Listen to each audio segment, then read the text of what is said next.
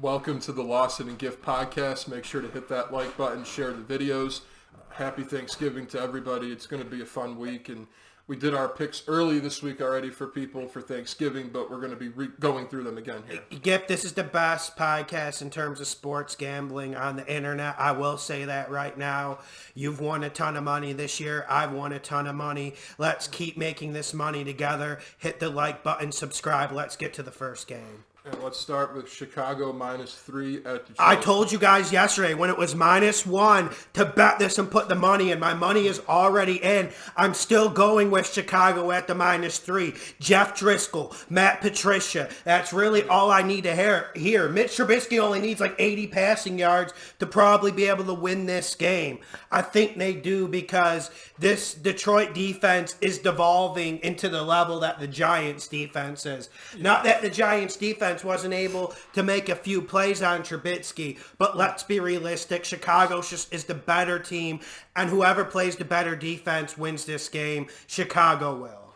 And I have to go Detroit, but it's just for the reason that you mentioned, Trubisky. And I think he's going to be a liability in this game. I think that Chicago is making a big mistake going with him at the end of the season. I mean, certainly they're not going to be making the playoffs anyway, but for self-respect, I would think they would want to put the best product on the field. They're not doing it, and I'm not saying Detroit's going to be great. I just don't trust Trubisky. What is a good product losing to the Washington Redskins? No. The only thing that scares me about this is the history of Detroit in Thanksgiving. Like, we even seen them 0-16 some years, and they almost beat the Packers with Brett Favre. They always play good on Thanksgiving, but I think Jeff Driscoll on this defense is too big an ask. It may be, and for Trubisky it may be too. And with that, let's go to Buffalo +7 at Dallas. Is there going to be an upset? No, but Buffalo will cover.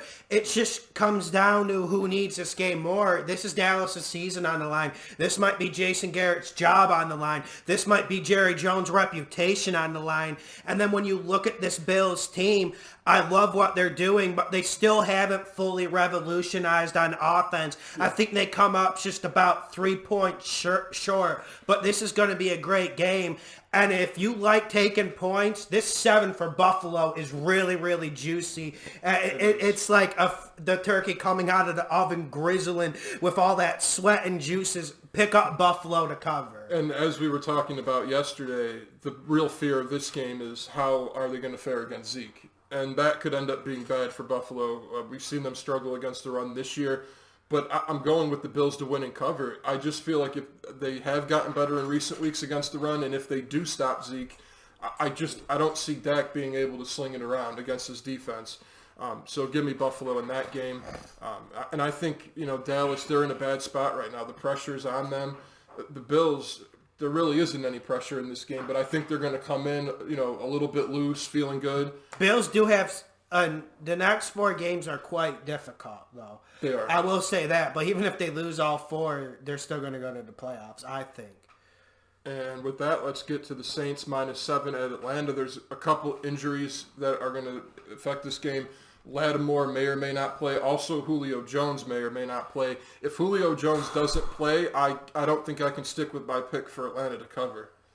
New Orleans wins and covers. Not a lot of science here. This is just one. This is kind of like the pie during Thanksgiving. Just stay away from it. Yeah, but I think you're right in the sense of don't overcomplicate it. The Saints are a lot better football team than the Falcons this year. I think that the Saints should take care of business, and if Julio Jones doesn't play, then I'm definitely going to go with the Saints to win and cover. So with that, let's get to Green Bay -6.5 at the Giants. Seems a bit low to me. Money, money, money, money. Green Bay wins and covers. Now, I am a little bit worried about the cold, but the weather has gotten a little bit better around here lately. I didn't see the forecast for Sunday. Make sure you look into that if you're going to bet this. But is Aaron the Game Rodgers really going to get smacked 2 straight games? Is this Giants defense really going to contain Devontae Adams and Jimmy the Red Ram Graham? And that, let's not even talk about Aaron Jones busting up the middle. There's just going to be at least 28 points from the Packers. And I can't see Daniel Jones generating more than 17. He's going to take a lot of hits, man. And I'm not too excited about this Packers pass rush. I know you like it a wee bit more than me, but they're going to get to Daniel Jones. This offensive line for the Giants cannot block. They can't run the ball. So it's going to be Daniel Jones throwing 30-plus times. I don't like the recipe. Packers win and cover. Yeah, and if Saquon was playing really good right now, I think I would be more nervous, but he's not playing well. I don't really think the Giants have a lot of speed on offense. So as far as, doing crossing routes and pretty much doing what we saw Shanahan do against that Packers defense, I don't think the Giants are going to be able to duplicate that. And you're right. Rodgers, first of all, they need this game.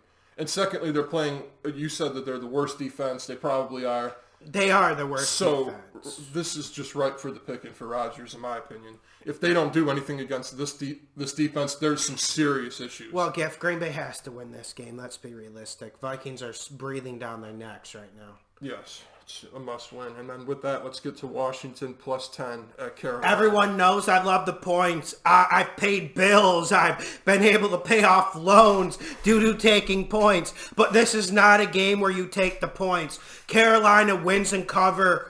Borderline money pick. And for me to be borderline on Carolina, for most other people, I'm sure they're thinking, they're running to the bank account to go put some money on this before it sneaks up to 11 or 12. Yeah. Man, there's just too much explosion difference between these two teams. There is absolutely nothing explosive on Washington. And when the one fast player, McLaurin or whatever his name is, gets open, Dwayne Haskins misses him by 15 bloody yards. Carolina wins and covers, way too much firepower, and I'm not sure that the veterans in this Washington locker room really give a care about anything. Yeah, I think that's part of it. And I think any type of hype surrounding Haskins and the Redskins after that win against Detroit, they need to calm down, and maybe people are going to be rushing to the banks to put money on Washington because of that.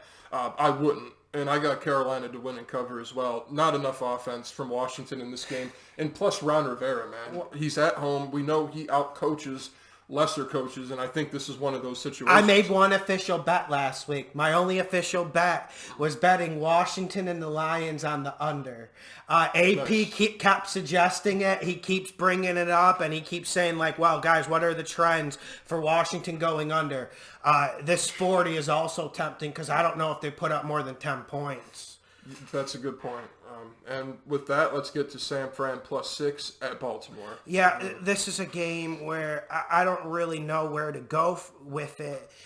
And I don't know really what to think of Lamar Jackson. I don't want to be the contrarian all the time and try to make people feel like Debbie Downers. But is this like really as dominant as everyone's making out to be? I know it was really dominant last night. Yeah. It has been dominant at times. I don't think it's dominant enough to completely say San Fran's not going to cover. San Fran covers, Baltimore wins. Yeah. Kind of punting on this one. And yeah, because I think it could go either way. I also think that San Fran might even win this game, though, more so than anything. So I got San Fran to cover, Baltimore to win. Let's see how dominant that D-line is from San Fran. Because that's really been the issue. Nobody's been able to stop the run and play physical with them. That's what you need to do. Now, the only other thing that factors into this game is how much does San Fran need it. You got to look at that, too. Yeah, and my dad actually bet on Baltimore last night. Nice. Yeah, I mean, Giff, I will admit I was wrong about this one. But like I said, if you guys think the Baltimore Ravens are going to win this Super Bowl, go place the bet now while the odds are good. Well, yeah, but I just don't think that what they're doing is a long-term recipe for success, and that's what it is for me. I mean, you got to be able to stand in the pocket and throw the football more so than anything else. You got to be able to do that, and you're not going to be able to run through everybody. Yeah, it's going to come to an end at some point. Although I am really enjoying watching Mark Andrews and Hollywood Brown ball out. They are playing play calling's good. I mean, it's looking You good. Were literally begging people to draft Mark Andrews in the first round. Yeah. Everyone said you're stupid, but it's looking like he's going to be a dominant perennial top 5 tight end for years to come. I agree with that. And with that, let's get to Tennessee plus 2.5 at Indy. Yeah, I like Tennessee on this road. I like them to just get in a squadron, come in, loot the place, come out with a victory, and they might come out with this division. A lot of people are starting to talk wild card for the Titans, but I'm not so sure that's the path forward that I see happening. I see them possibly sneaking this division. We'll talk about it later this week, but I think you're going to see a lot of Tennessee pounding it. And what the Colts like to do, they like to pound it. But one thing Tennessee can do on defense really well is, I think, stay disciplined in the run fits. The way to beat Tennessee is going aerial, hitting them over the top. I just think the Colts are fading right now, and they really should have won that Houston game. The way they were pounding Houston, the way they were enforcing their will and zapping energy from a Houston defense without J.J. Watt, it was miraculous, but it was also pathetic how they lost that game. Tennessee wins and covers. The Colts just feel like they're tucked up against the ropes. True, and the only reason why I don't put an indictment on the Colts for that game is because Will Fuller and DeAndre Hopkins are great. Giff, you got to win that game. You had 2 possessions where you ran it like 17 times and threw it twice, and you got touchdowns on both. You got to finish that game. Well, sure, but Houston had to finish it too, and they did. I'm just saying I'm not going to hold that against the Colts, and I'm going with them in this game. We'll see. We'll see how good Tennessee is. This is a huge game. But let's see. You know, both these teams beat the pants off of Jacksonville, so it can't take much from that in that game. But let's see where they're at now. These are 2 formidable teams. Let's see who wants this division. And with that, let's go to Philly -9 at Miami. Philadelphia to win in the cover. I think this Miami defense, which is depleted, is the answer for Carson Wentz. Yeah. I love the points, but I don't love it here. I think Vegas needs to raise this up a little bit to get people to bet Miami, like get it to 12, because I don't think anyone's going to bet Miami to cover at 9, even if you got a good feeling about it. Yeah, I got Philly to win and cover as well, and certainly they have their issues offensively, but you're going against one of the worst teams in football here, and especially with the fact that they're still within reach of Dallas, they're going to be fighting in this game. And Philly, they've been trying their ass off. And Carson Wentz, I felt like he has been trying really hard. There just isn't anywhere for him to go with the football. I think that they're able to put forth a good effort in this game, and I think they win and cover as well. And with that, let's go to Oakland +10 at Kansas City. Oakland covers. Kansas City wins. Right now, though, if anyone tells you they have certainty about this, I don't think they're correct, because there's so many question marks with both of these teams. Well, what kind of Raiders team shows up? Can they play in cold weather? Did Chucky patch the ship as much as he could? Now, you know, the bubble gum water's starting to flood through it now, and he's trying to patch. He's trying to scheme. But maybe it's just a water current has too much pressure for him to control. Then you look at the Chiefs. They're very, very unpredictable. The Chiefs are very unpredictable at this point, so I'm kind of punting on this one. Yeah, I think I'll be staying away from this one. I had the same thing, Oakland to cover, Kansas City to win. I do expect the offensive line for the Raiders to be a factor in this game. That Chiefs defense has shown vulnerability against the run. But on the same hand, we know that Kansas City can blow them out because we've seen it happen before. This Chiefs offense can take advantage of this Oakland defense. And Mahomes, he makes it look easy when he's throwing on defenses like this. So I think that will probably be what happens. But I'm going to stay away from that one too. And with that, let's get to Tampa +1 at the Jags. Have everything come off for the Jags? Is this it? The wheels have fallen off? No, because they're going to play someone who's going to throw the ball to them. Jacksonville wins and covers. Now, we know that this Jacksonville defense hasn't stopped any run attack in 3 weeks. But if there's one person to get away from the run game, you know who it is. Bruce Arians. And if there's one person to give Jacksonville good field position, it's famous Jameis Winston. Jacksonville wins because of this. Not a lot of science, though. This is one I don't think anyone will be watching. Yeah, I won't be betting this one. I really think it could go either way because if Jameis does, if it's one of those games where he happens to keep the turnovers down, then I think Tampa will win. I have Tampa to win and cover in this game. I think the Jags right now are a bit demoralized. I'm banking on that Winston is going to have an okay day, obviously. But then I look at Foles, too, and I know that we've talked about him, but this offense has looked really bad. Yeah, I got to go at this point, which I think is the better team. Certainly Tampa Bay is playing better, but I still believe the Jacksonville Jaguars are the better team. You do wonder, though, why haven't we seen a gigantic performance from Leonard Fournette? That's a good question. And with that, let's get to the Jets -3.5 at Cincy. You go first, Skip. I got to sneeze. Yeah, this one is one of those ones where you got two bad teams going at it, and Andy Dalton is playing in this game, so you could take that for what it's worth, but I'm going to go Cincy to win and cover. Whoa! Cincy, are they going to get that win? Yeah, I think so. I do, and it's really because I don't think that Darnold is going to be throwing it around a lot and easily in this game. That's one part of it. I don't think Le'Veon Bell is going to get going in this game. And then with Andy Dalton back, I think the Bengals offensively will score probably 20 points. Bengals to cover, Jets to win. Can't go... I can't dive in the pool with the Bengals. Yeah, I still think 0-16 is a real possibility until they get Miami. And I have had questions about whether... Do the Bengals even want to win a game? Like, you can at least tell when you turn on the film, the Dolphins want to win a game or two. I don't know the same about the Bengals, or maybe they're so disorganized with Zach Taylor at the helm that they can't. I think it's close, but I think the Jets win with a last-minute field goal. And all this Jets going to the playoffs talk is getting disgusting. That's just ridiculous. I don't even think we should acknowledge that.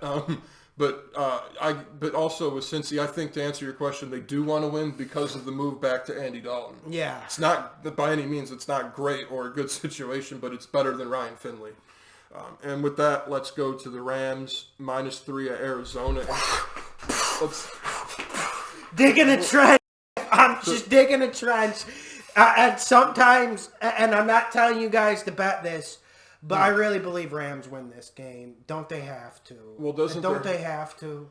And it's just scary because the Arizona Cardinals have been getting better, and you just wonder how demoralized this Rams team is with Ramsey and all of that. That's the problem. You have to play psychologist. Yeah. And I don't really know if the Rams are going to give up or they're going to fight. I mean, they're certainly still in it. I mean, I think they're 2 games back, which isn't good with this many games left. But, like, for instance, if you look at, like, the Vikings schedule, you look at some of the schedules of the other teams competing for playoff places, they're pretty wretched. You could see the Vikings losing 3 or 4 games. Not that I think it'll happen, but I don't know if the Rams are done yet. Therefore, I think they win and cover. Although this Arizona team, like you said, they have shown progression and growth throughout the season, and they're really hard to pin down, especially at the desert.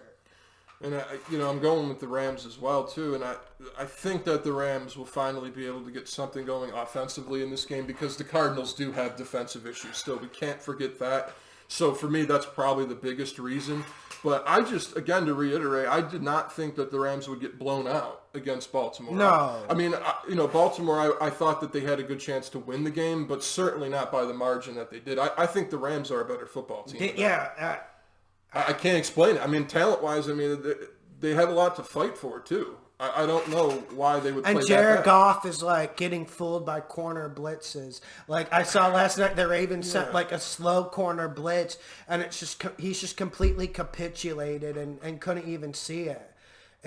Well, and we know Jared Goff has had his issues. I'm just surprised that the system isn't working right now. At this point of the season, with running the football, play action, you have all your weapons back now. It's just something's not right with the Rams. No, that's for sure. And maybe it's psychological.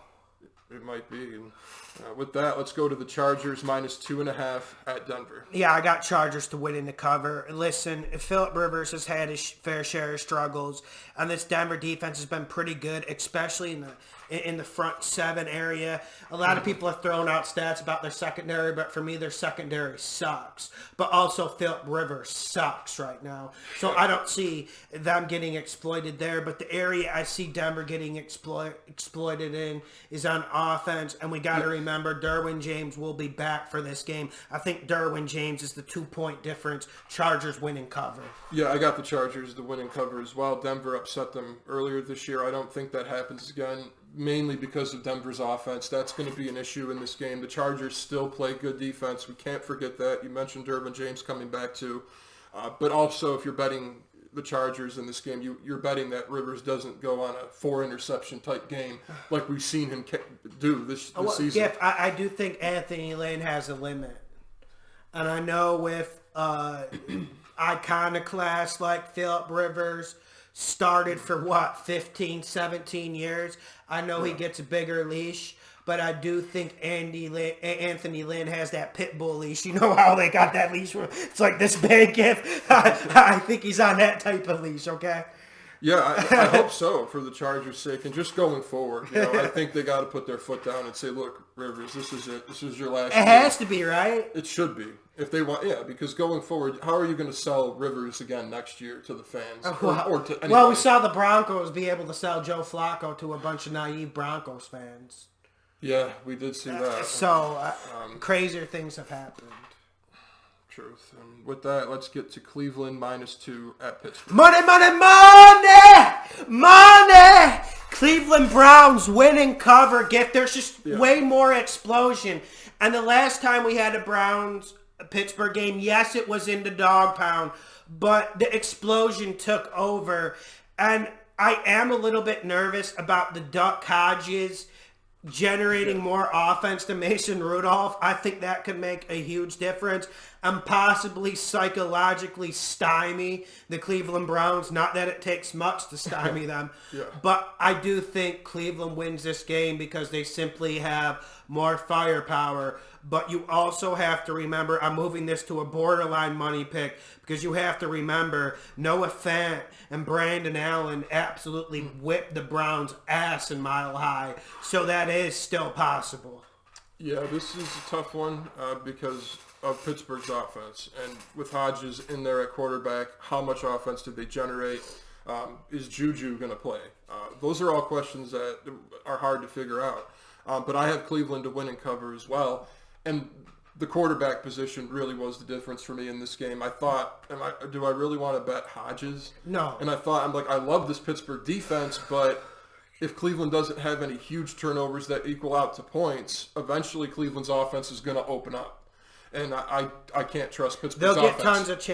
They'll get tons of chances. And I don't know if Pittsburgh can run the ball either against the Browns. That's where I think the problems start.